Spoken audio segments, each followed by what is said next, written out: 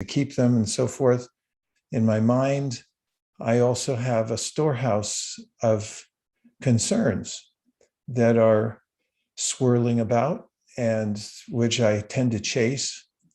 And it helps to take a little time every day to objectify our life situation, because we're different from our life situation. Our life situation is going on without us practically, and we're the witness of it all. And even if we have a glimpse of that once in a day, twice, 3 times in a day, and are able to experience the nectar of focus. Distraction is torture, focus is nectar. I'll say that again. Distraction is torture, focus is nectar. We have nectar in us, meaning that there's a pleasure we experience from our own selves, as is mentioned in Bhagavad Gita, which I'll refer to from time to time, in which, when asked by his student, Krishna says that a self-realized person is symptomized by, number one, the ability to objectify the desires that are abundantly flowing through the mind. The senses bring in sensory input, and then there's a consideration process. Can I enjoy this? Can I keep it? Do I get to keep it, Mom? Can we have this? So there's this constant tribulation that I may feel from observing sensory objects that come in through my senses. So in the Bhagavad Gita, there's this phrase, pratyahara, which means the ability to not engage with those objects. And a person who's developing spiritually will have the wherewithal to watch the show going on, that is, various desires flowing into the mental system, but to not feel compelled to chase them. And then a person who goes a little further and becomes aware of his or her own conscious existence, which is the most interesting, well, that's an understatement. It's the most compelling and magnificent of all phenomena. In fact, it's not a phenomena. It's beyond the phenomena of this world. It is transcendental, otherworldly, to observe our own consciousness, because consciousness is not in the same category as matter. It's a different category altogether. And therefore, in the verse I'm referring to, the teaching is prajahati yadakaman sarvan parta manogatan, which means when you develop the ability to objectify the world around you, your life situation, and not become so involved in it, doesn't mean that you don't do your work and you don't have relationships. It just means they're enlightened and you're seeing them for what they really are. They're real but temporary, the relationships we have with things in this world. Therefore, he says, Atmanye Vatmana Tushta, you can get satisfaction, or when you can find satisfaction in yourself and know that what you are is more important than what you have or what's the latest episode in your life situation. You'll feel satisfied by knowing yourself as distinct from that, as aloof from that. And then such a person is proclaimed to be a stita prajna, or self-situated. This means self-actualized. So this is the purpose, according to these ancient wisdom literatures, of human life. It's meant to actually develop to this point of feeling oneself satisfied with spirit and not matter. Everybody knows that matter leads to a cul-de-sac where there's no ultimate happiness. Whereas if we develop our inner life, we'll feel happy all the time, because that's what we are. We're units of happiness. Spiritual spirit is happiness, joyfulness. So let's try it for a second, shall we? If you'll just sit up a little straighter than you were a moment ago, which helps to bring your consciousness into focus. Did you try it? I can't tell because everyone's camera's not on, but I'll take your word for it. And now close your eyes. There's a concept. Oftentimes, I only close my eyes at the very end of the day when I want to go to sleep, and sometimes that doesn't even work. And we'll get into that in today's talk of how to make that work better. But try it now. There's a lot of things to look at, but let's not look at them. Let's just close our eyes. Relax, but keep an alert mind and your spine a little bit erect. Now, bring your awareness to your breath. Breath is one of the most important inputs that we have, and we'll talk about inputs today. We can regulate our inputs, and the breath is the primary input. It's coming to us all day long, and there's a miracle about the breath, and that is that if we become aware of it and we regulate it, for instance, now, if we make our breath regular and a little deeper than it was a moment ago, along with us sitting up straighter, then we become peaceful. And if you'll make a mental out, say mentally out when you exhale, and mentally say in when you inhale. And then count to 3 or 4, whichever calibration works best for you. So you do 3 in, 3 out, or 4 in and 4 out, depending on how deeply you'd like to breathe. And when your mind goes somewhere else, then bring it back to your nourishing breath.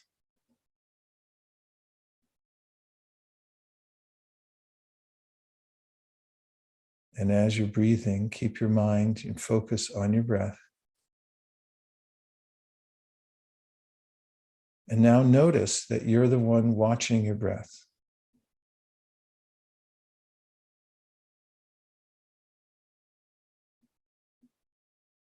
You have a vantage point through which you can observe your body and the functions of your body and see that they're going on automatically, even when we're not watching them. But during this time of introspection, you can objectify your entire body and notice that you're the objectifier, which is different from the object. That's what objectification is.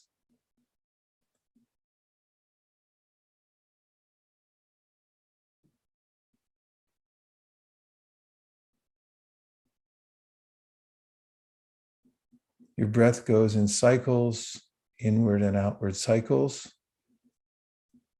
When you walk faster, it automatically speeds up.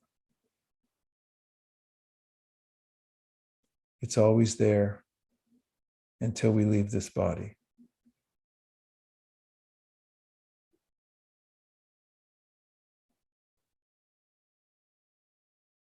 And now just notice the pumping of your heart.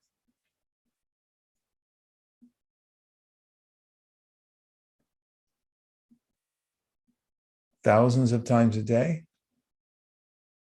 It's working. Even if it stops for a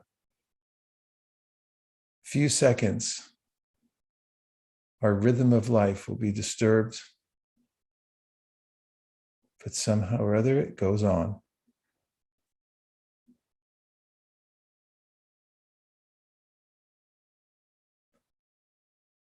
And now just be aware of how your consciousness is spread throughout your body. You can start by noticing that there's feeling in your feet. Notice your feet and how you have sensation in your feet. You're consciously aware of your feet when you bring your attention there.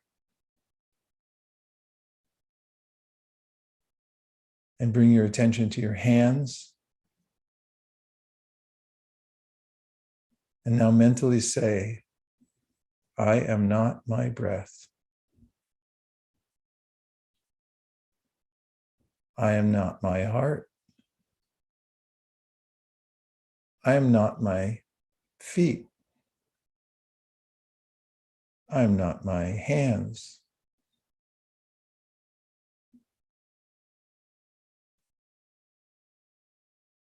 We are tiny particles of pure awareness. We're sentient. We have cognition, volition, emotion, and we can place our attention wherever we decide to place it when we become aware of that choice. And in that way, that is becoming aware of ourselves and the choice that we have where to place our attention, we can direct our lives in the most beneficial ways. And now let's together vibrate the syllable Om, which synchronizes the spiritual energies in the area of the heart. If you will, follow with me behind muted mics. Om.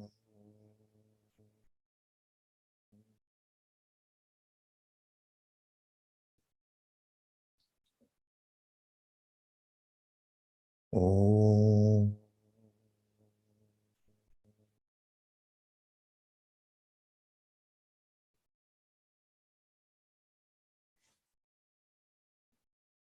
Om.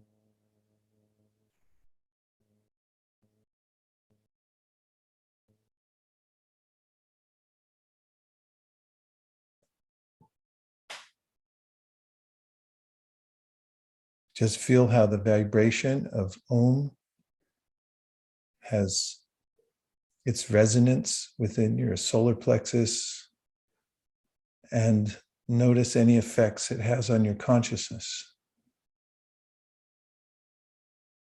And bring your attention back to your breath. Feel grateful that you can breathe. And rub your hands together, bring external sensation to your body and open your eyes and come back into the Zoom room. So let's look at a few of the foundational aspects of helping oneself. We have an obvious relationship with this body, even though we just objectified it. And in the Srimad Bhagavatam, the famous verse describes what our best relationship is with this body. In the Sanskrit, it says, Kamasya nendriya pritir labo jiveti yavata jivasya tattvajignasya narto yascheha karmavi. That we should use our sensory power in order to lift ourselves into self-realization. That's what our senses are meant for. That's what our energy is for. And if we squander our energy, then we'll feel out of balance and unfulfilled. No possibility of feeling fulfilled when we're not aware of our spiritual nature. So one of the aspects of the lifestyle of self-realization is to live in harmony with nature. So let's take a look. Actually, that's kind of a beautiful picture. Just the other day, I went with a few friends down to the ocean, and we stood out. And just by being near the ocean for a little while, we said a few mantras up there, felt the breeze coming in, and we felt recalibrated. Does anybody do that near the ocean, or do you have a forest that you can go to? Anyone? Another place I go here in the Bay Area is the Redwood Forest. It's like going through a car wash.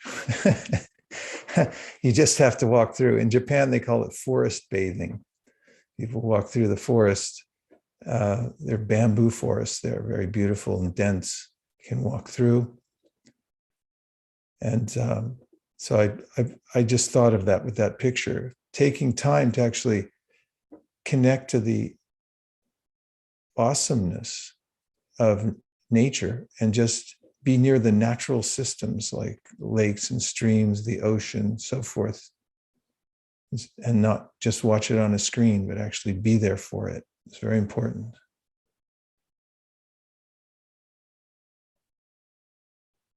Circadian rhythms. They're physical, mental, and behavioral changes that follow a 24-hour cycle. Can anyone identify any cycles that go on in your life on a 24-hour period? What do you notice about your body and mind? What kind of cycles you go through in a 24-hour period?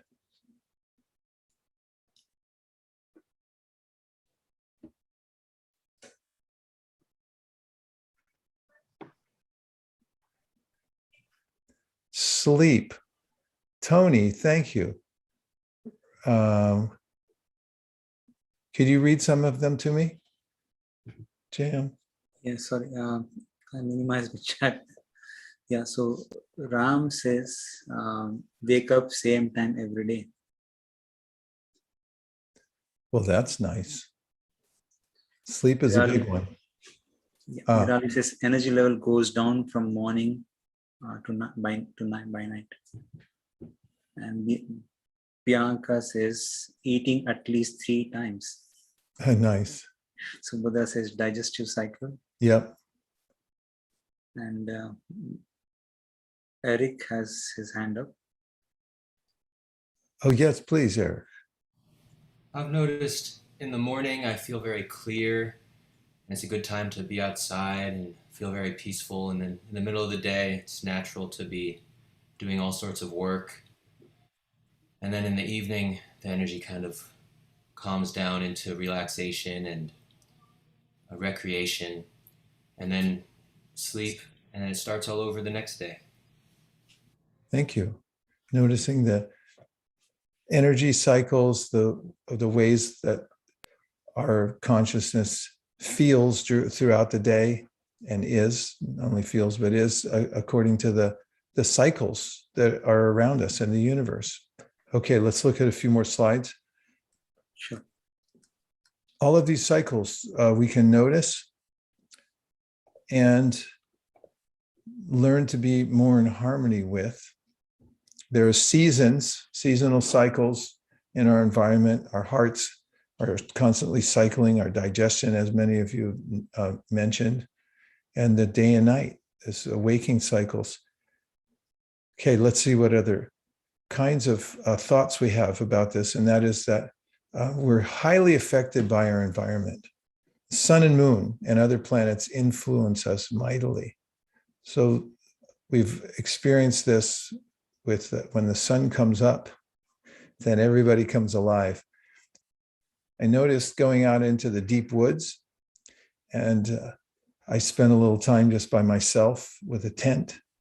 And before I could notice it, the creatures in the forest all started stirring, and birds were singing. And I got out of my tent and looked from every vantage point I could find, and I didn't see anything.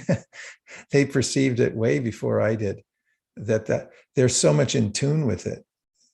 And so the slight change in the environment with the sun coming, it's the biggest event of the day, actually, the sun rising. But in modern times, because I'm isolated from it, perhaps I can overlook it and just think it's something ordinary. What is the sun planet anyway? It's feeding us. All the food we eat comes from sun energy. And then the moon. Moon has a great influence. You've heard of lunacy before, right? Somebody who works in an emergency room recently told me, emergency room's the busiest on a full moon night. Actually, it wasn't the person who worked there, but it's a Ayurvedic doctor who was speaking to somebody from an emergency room, and he was reporting back to me that, yes, that's the case, because we were discussing how the heavenly bodies have effects on us. And of course, the science of Jyotish, or astrology, talks about the influence of many other planets that we don't hardly ever hear of or think of as influencing us, but we can see the obvious effects of the sun and the moon in our lives. There are moods according to the cycles of the moon. The sun obviously has a daily effect on us according to the patterns of our life.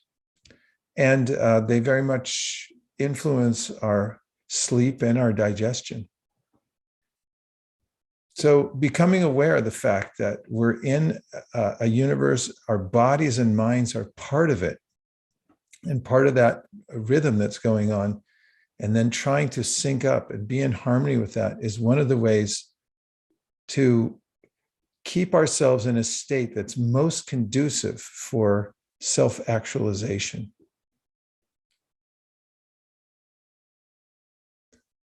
And I love this phrase. This comes from Ayurvedic medicine. So Ayur means a lifespan.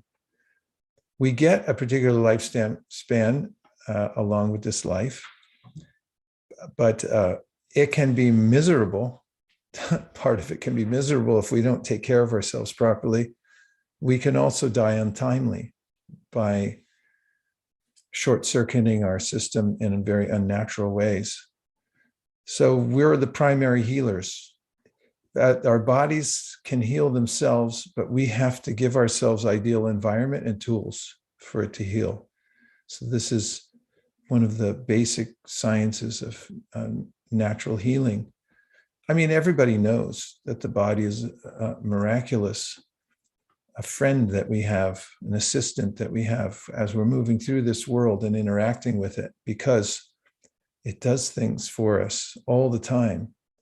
And I barely ever thank it. In fact, I work against it in many different ways. So lining ourselves up, giving the body an ideal environment and the tools it needs to heal itself, we can be instrumental in that healing process, physically and mentally as well. And to be in balance physically and mentally gives us the opportunity to become focused on our higher purpose in life. So balance is something mentioned in the yoga literatures. Happiness or satisfaction through alignment with our higher self. That means being aware that we're not independent, we're being maintained. There's a super spirit to be connected, that we are connected with, but I'm barely aware of that connection. I have a connection to nature as I'm in this body. And there's a way that I can bring out my energies, spiritual and the vitality of my body, which is called ojas. And this is a short prescription given in the Bhagavad Gita under this heading, be regulated. It says yuktahara viharasya. So there's this list of sleeping. Don't sleep too much, don't sleep too little, don't eat too much and don't eat too little, and don't forget to recreate yourself. You have to take some downtime. Not too much, but not too little. That's the meaning of yukta. Be right in the center, right in the middle, balance it out. So there's ways in which we stress ourselves, because it's not just anxiety we feel, but it also includes going beyond what we can handle. If you push any of your joints past what they can handle, they will be injured. If we press ourselves physically beyond what we can handle, then the body will start to break down. Eating too much, sleeping too much, or too little on either side, or taking on more than we can handle without having some time to recreate ourselves. Remember why we're here in the first place. Sometimes when we get ill or out of balance, then we're forced to do that. But a wise person, says the yoga teachings, takes time for him or herself in a regulated way to take breaks and repurpose, get centered.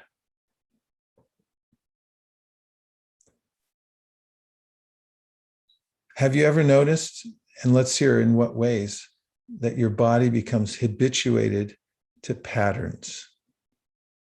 I guess this is a good picture because we notice that in various public places where there are little wild animals, if people start feeding them, they get used to it. And then if you don't feed them, they'll chew your tent into shreds. or the bears will come and open your car as if it was a tin can, and they use their claws like a can opener. Let's just come into the Zoom room for a moment. And I just want to talk about how the body, it gets into habit patterns. Have you ever noticed that your body gets into a habit pattern of sleeping, eating, or any other thing that you could mention, and then how it adapts? In other words, you might be on a different schedule, and after, like, you're starting later in the night, and then you start to notice that the body adapts to that after a while. And then if you want to change it, it takes a while to change it back again. In other words, in what ways have you noticed your body accommodating you for the schedule that you throw at it? Has anybody ever noticed that? If so, what way?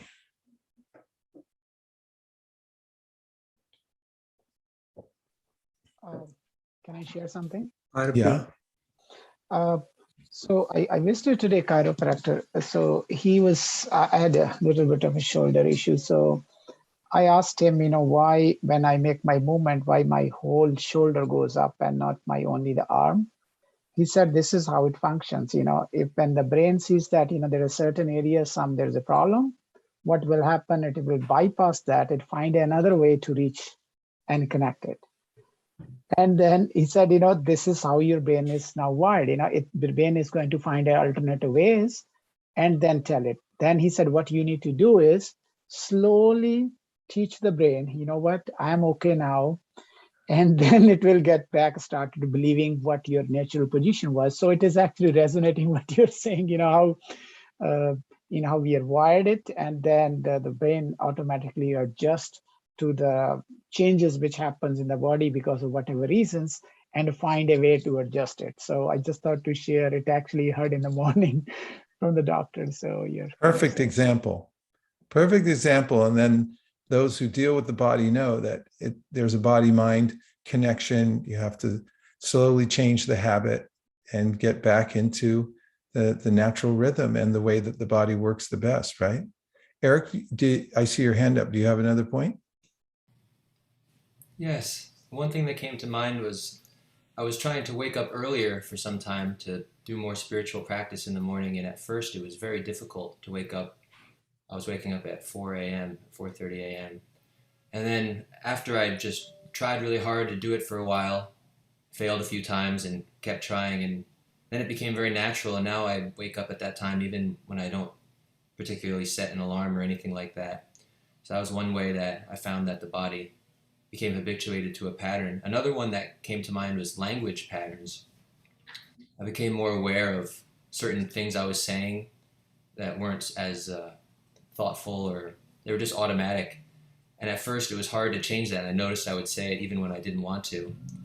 And then after maybe a month or two of being very conscious about it, it just naturally changed. I've heard it said that after 30 days or so, the brain rewires new pathways.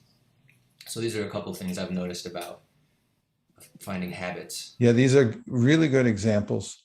I facilitate a group of kids, and I remember a few years ago when we were sitting in a room and we were having some discussion, I said, okay, from the next 10 minutes, nobody can say like, because there's this habit that kids pick up, I guess, at school. Every other word is like. So like, he said like, and then he said to him like, and then I was walking down the street like, and I said, no, you can't say like for the next 10 minutes. And all the kids looked at each other like, that's impossible. But then they tried. And after, 5-10 minutes, with a little strain and becoming fully conscious of changing that pattern, not that they achieved it fully, but I'm just saying that they noticed that it was a habit, it was ingrained, and they could start to change it. Yeah, so speech and sleeping. And what else do we have on the board? Yeah, Nirali says, I do yoga. If I'm regular, then it feels easy. Next time, if not regular, then body aches again. Yeah.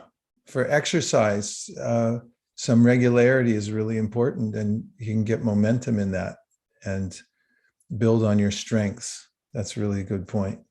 Subhadra had a point on the potency of moons. She says, many babies also born on full moon.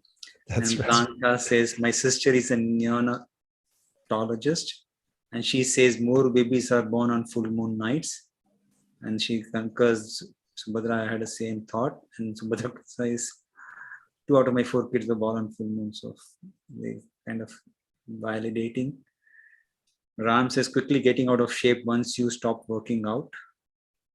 Mm-hmm. And then it's easier to stay in shape than it is to get in shape.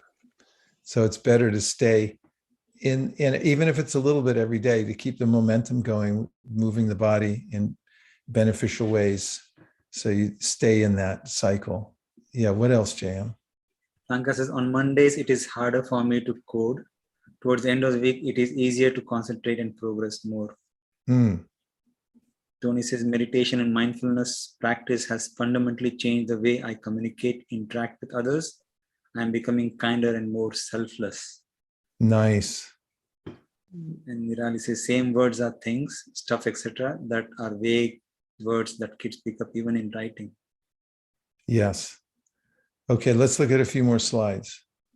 So we're our best own healers if we put ourselves in an environment and have the tools lined up so our bodies can be harmonized with nature. So here's a point that comes up in the Ayurveda, which is eating under stress is detrimental. For instance, if you're angry and your body's stressed, it's got a lot of extra chemicals going through your system. If you eat when you're angry, it's detrimental. Sporadic eating also. The body develops a habit pattern. I don't know what that person is eating down there, but it doesn't look so great. Sporadic eating means the body develops a habit to maximize the digestion and take in food at particular times. And if one then eats sporadically, then you're eating at a time when the body's not so much ready for it.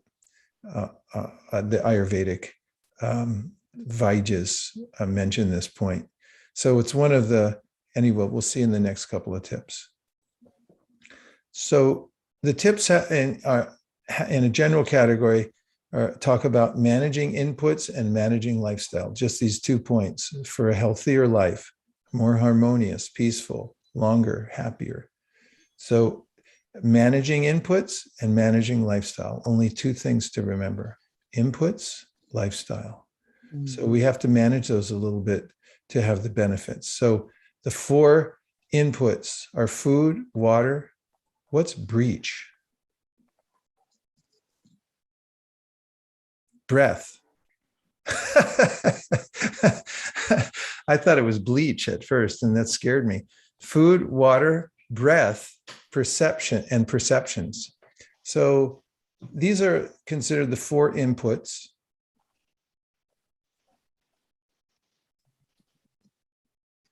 Thank you. That feels better now. I can breathe easier. Just seeing the word breath makes me feel more peaceful. Okay. So do you like hearing it in this way about inputs? I mean, just becoming aware of it, right? That we have inputs and we have lifestyle, and we can manage both of those to some degree. Little by little, we can make improvements. So there are ideal ways in which one can adjust one's ideal levels at which one can adjust one's lifestyle to. That is the lifestyle and whatever we're putting in. So everybody knows garbage in, garbage out, right?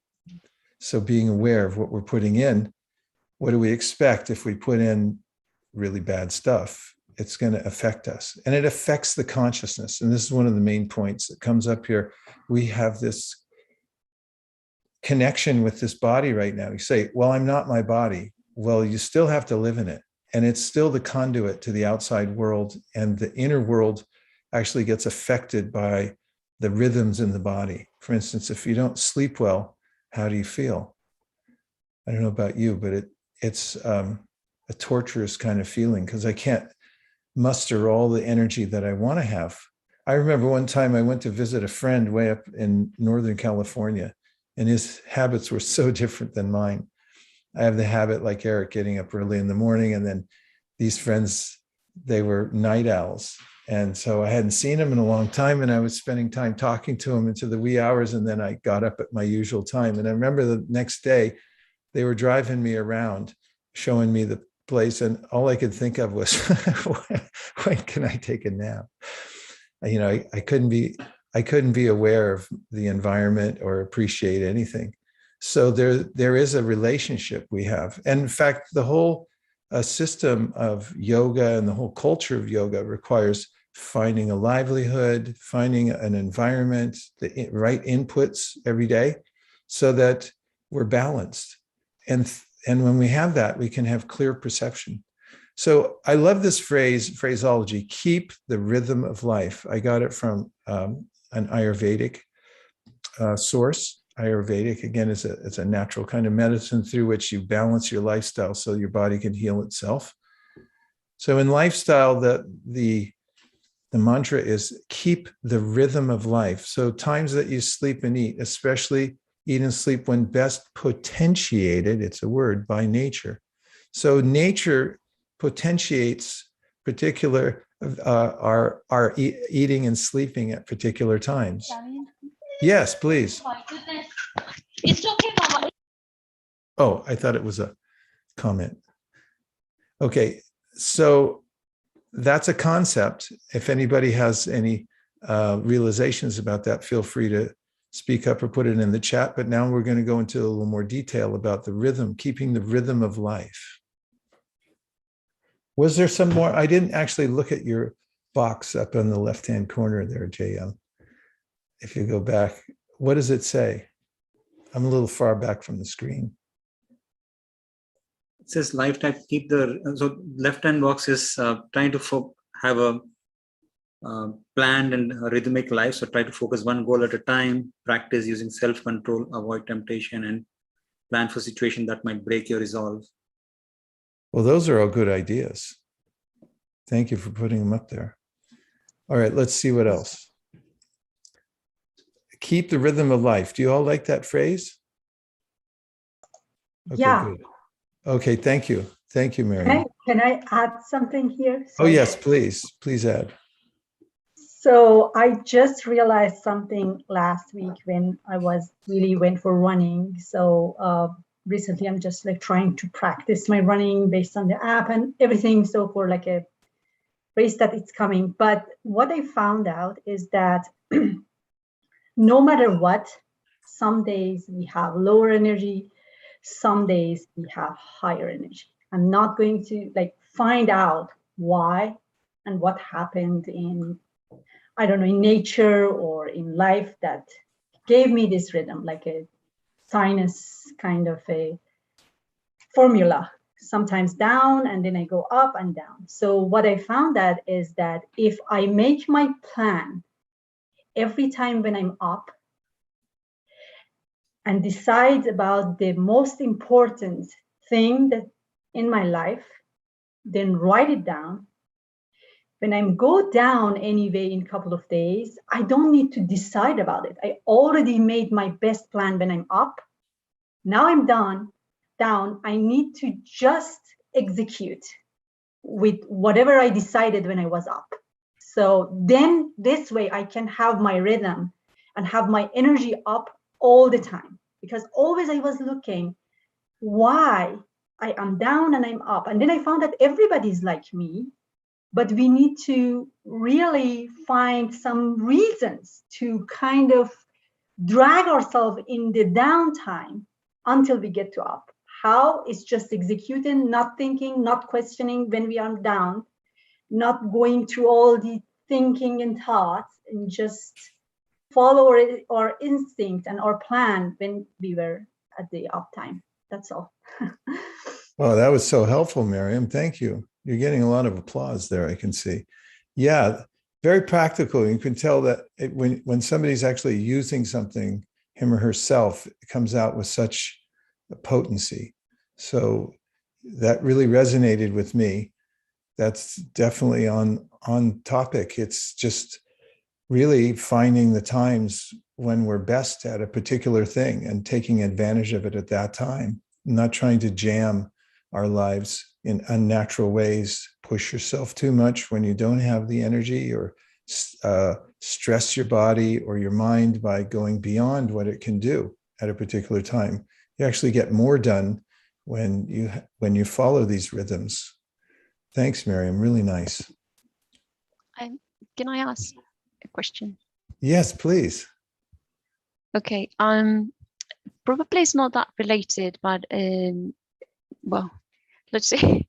So I got lots of problems with my own feedback, because always trying, like, probably in my mind, somehow I'm always trying to do things like the best I can, right? At least that's what I think.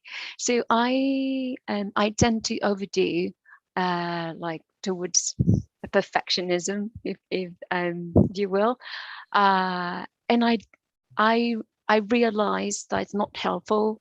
I realized that at some points I'm not sort of following their natural time to do something, and I get lost.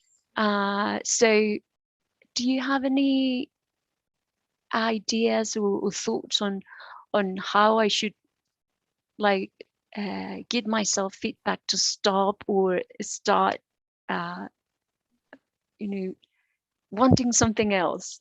I don't know if I make my point. Sure. Yeah. Well, at least I understood you saying you're a driven person. You expect excellence of yourself and you push really hard. That's part of it, right? Yes, and I think it's not necessary, like in everything, but I can't stop it. I realize that I need to stop it. So because what I'm listening here is like everything should be like have a natural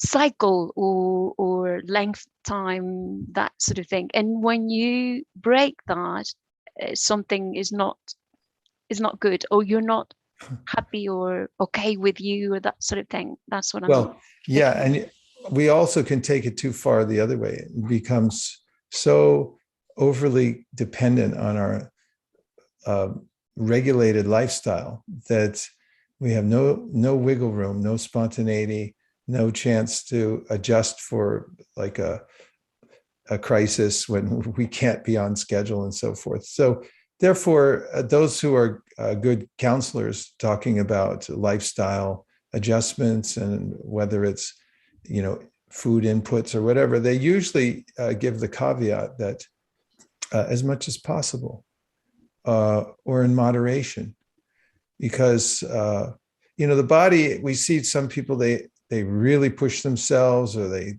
smoke cigarettes for 25 years, and it's like, well, they're still alive. And I always wonder, how are they still alive? And the body adjusts to it somehow. Of course, it does eventually catch up. But imagine if somebody's bombarding their body with all these things, and the body somehow or other keeps up, that even just a little bit of adjustment towards a more regulated natural lifestyle is okay. But if you go off your schedule a few times, being balanced doesn't necessarily mean being on track every second and every moment of the day. This example of a plane flying from San Francisco to New York, it's off course 98% of the time. It just keeps pulling back to the center and touching that theoretical line, that theoretical straight line. So there's a theoretical straight line we have about how to be regulated, And we just have to know how to pull back to it. We're obviously going to waver and go from one side to the next and keep pulling back. But I some of the best advice I can relate to how you feel, because I'm also driven. And I got good advice from my guru's guru, who once said, don't try to be a great yogi, just try to be a good yogi. And it's that, it's like the idea is like, I have to be great at everything. Just be good. That's all. Just do the best you can. And that's good enough.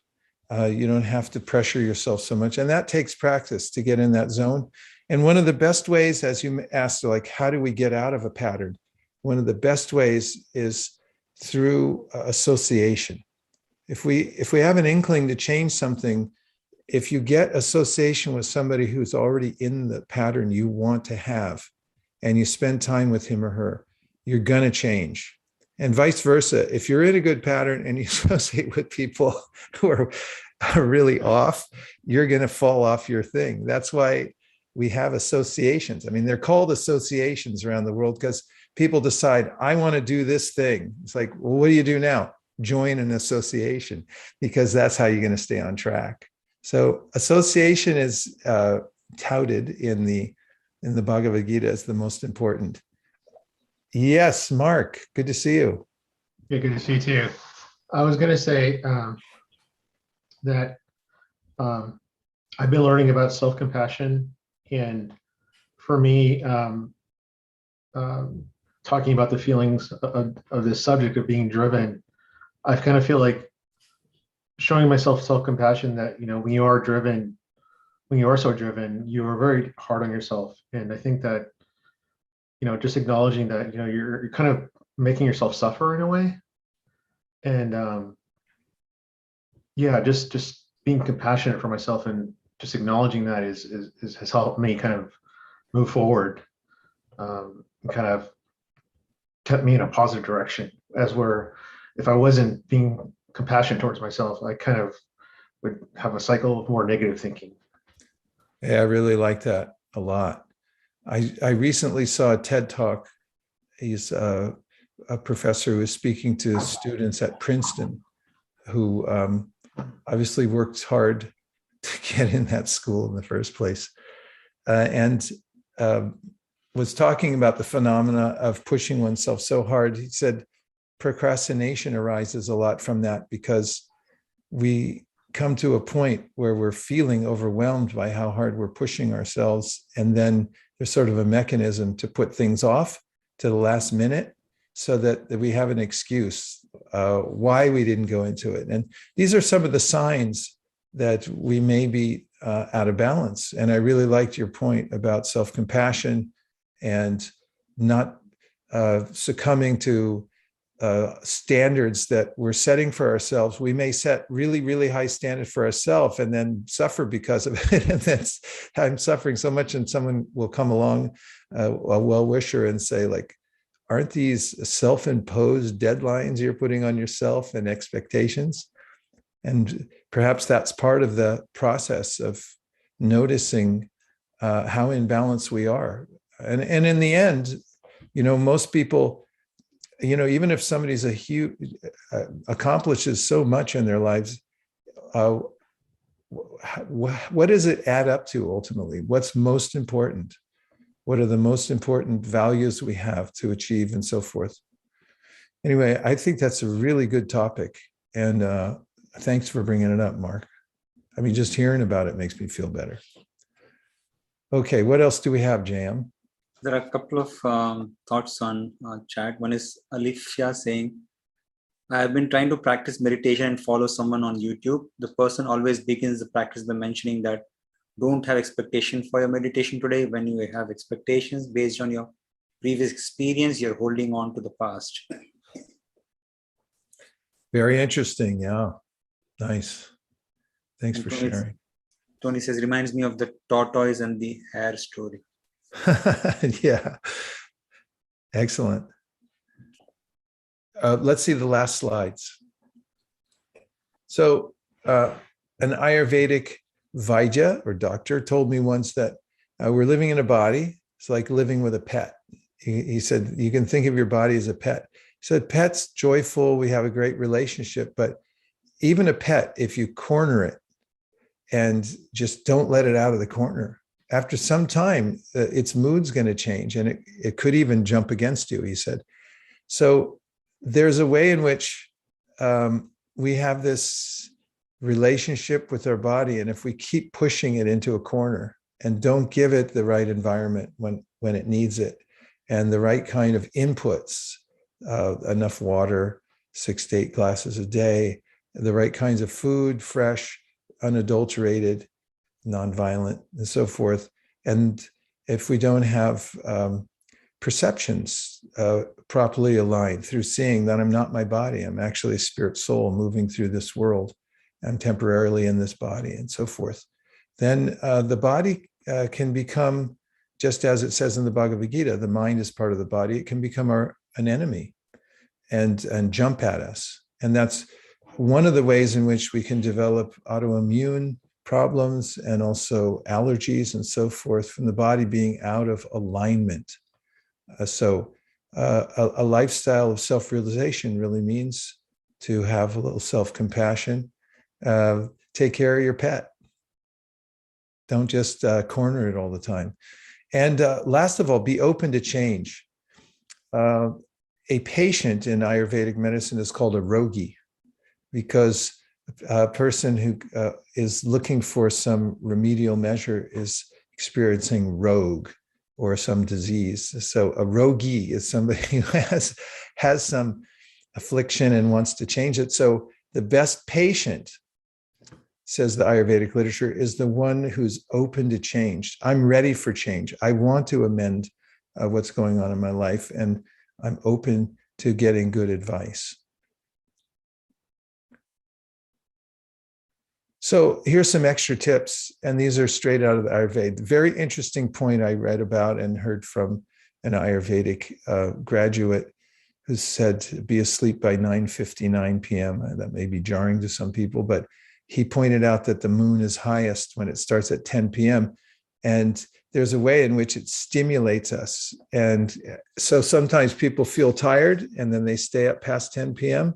Then they get a second wind and then they stay up, into the wee hours of the night and throw off their circadian rhythms. But you can remedy that by being sound asleep before the 10 o'clock hour hits. Something to think about. The moon is highest in the sky between 10 and 2, and it has its maximum effect, which is stimulating, according to the Ayurveda. Get daily mild exercise, break a sweat every day.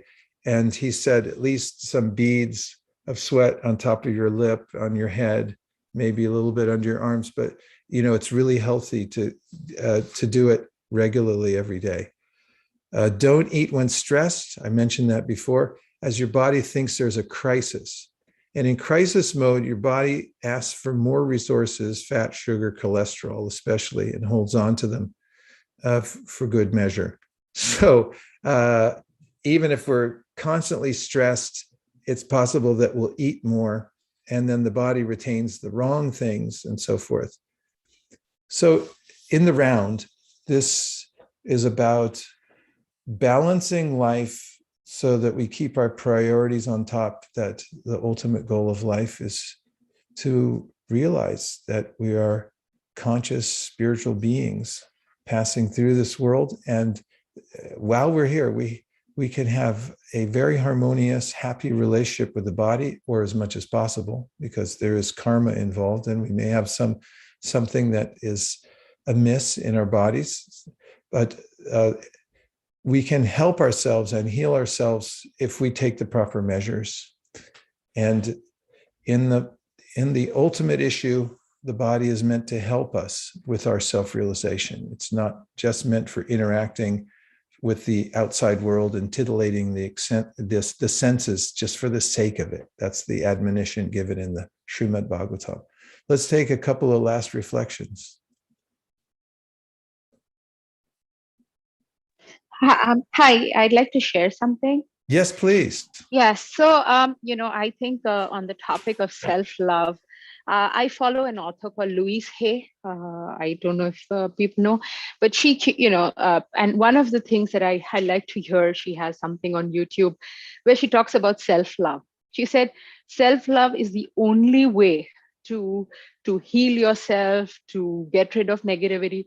Saying if you don't love yourself, there is nothing else you can give anyone else. So I really like the video she has on self-love because like Mark and Blanca said, sometimes we're harsh on ourselves, and I think we push things away rather than acquire them if we don't love ourselves. So I just wanted to share that thought.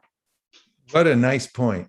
That's a very succinctly said and extremely important. Thank you very much. Mariam has a point on the chat. She says, I have read a piece of paper last week that mentioned something that I liked so much. Compassion and awareness are basically the same thing. Compassion and awareness. Yes. Yeah. Nicely said. Well, it's part of the nectar of consciousness and being aware of our own existence and not just being pulled out into the mind and into the external world for contemplation, moving from one thought to the next, but actually relishing the fact that we exist and then being aware that others exist also and we're connected, interconnected. There's a sense of compassion when we see others suffering also, when we realize our higher self. Well, thank you everyone for this session. Let's end with just a mantra, which I've mentioned before, the Nitai Gauranga mantra, which opens the heart to unlimited compassion. Louise Hayes gives really beautiful affirmations. I think she would appreciate this one.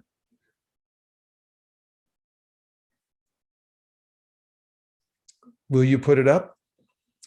Or it's on its way, right? Yeah, it's on its way. Okay.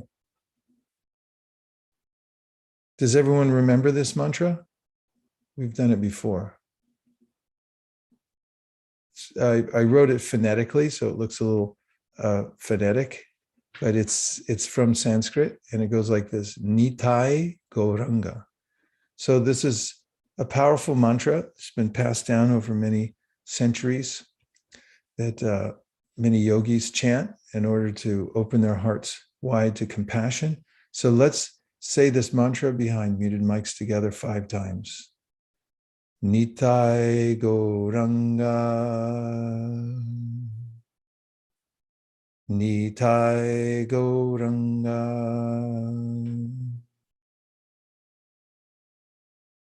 Nitai Gauranga.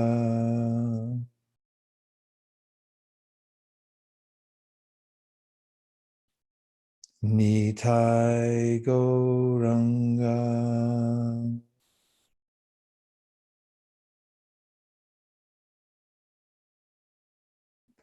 Nitai Gauranga.